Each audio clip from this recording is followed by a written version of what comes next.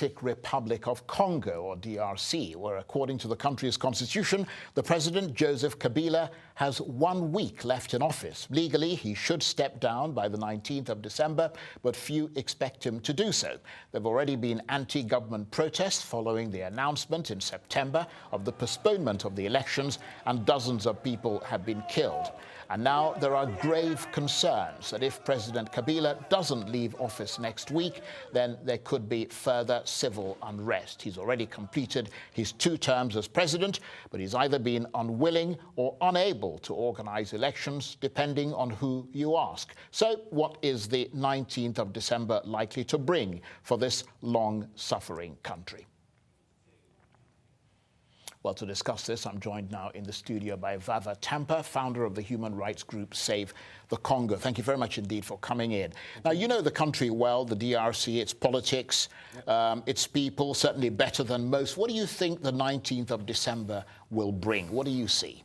Well, what I know is that young people in Congo are determined to ensure that Kabila steps down, that he cedes power. So the 19th of December, essentially the plan is to take over all the key institutions of the state, so Parliament, the House of Senate, and other key institutions of the state will be taken over by the people. And my fear is, once the young people take over these key institutions, then the government would reply with such violence that we might lose hundreds of people in that process. Right, I think that's what a lot of people fear. At the moment, there are negotiations going on mediated by the Catholic Church between the government and the main opposition body. Do you expect those negotiations to go beyond December the 19th? I'm a huge supporter of CENCO, the Catholic Church's negotiations at the moment. We've been pushing this for the past 2 or 3 months. I've been one of the leading voices for this internationally. However, we do not want this to go beyond December 19th. So over the next 2 days, the Catholic Church must make its decisions on this issue. And over the next few days, Mr. Kabila ought to declare publicly that he would cede power by December 19th, the end of his mandate. That is the only way that we can save human lives on December 19th. And we're just hearing, of course, that there have been new sanctions imposed. They've been in the offing for a while anyway, but new sanctions imposed by the EU and by the United States. Just reflect for us on the violence that led to the imposition of all those sanctions. Well, on essentially September 19th, young people took to the street because September 19th, the Constitution says that the government should call for an election. And when we go to September 19th, the government refused. So we went to the street, young people went to the street to declare, to call for an election.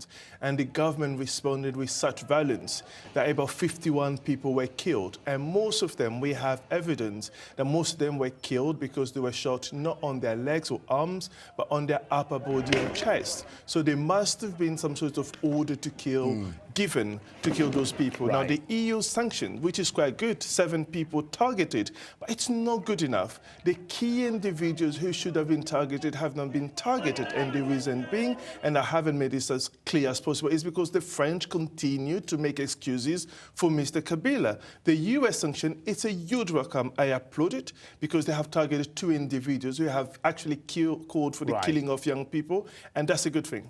Now, President Kabila and his team have argued that paragraph 2 of the Constitution says that the president remains in office until the installation of the newly elected president. So that second disposition, not the first, which says he can only serve 2 5-year terms, allows President Kabila to stay on until there is an elected president. Well, the Constitution also says that the government, the president, should go for an election 3 months before the end of his mandate. The Constitution also says at the event when the president fails to organize an election, he should still cede power by the end of his mandate, and the head of the Senate would take over for a transitional period of time. Yeah, but you talked about holding elections. The president's team argue that he doesn't organize elections. The Electoral Commission does, and they are independent. So what's your view on that? The Electoral Commission are not independent for a start, and secondly, for the Electoral Commission to organize an election, they ought to be given money.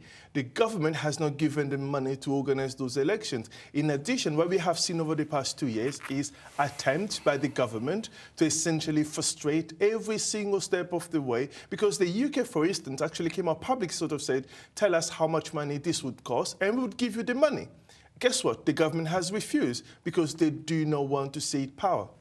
Okay, well, I hope you'll keep in touch with us as we head towards that 19th December crunch. Please come back and talk to us or get one of your people to do that. Vava Tampa from Save the Congo, thank you very much indeed.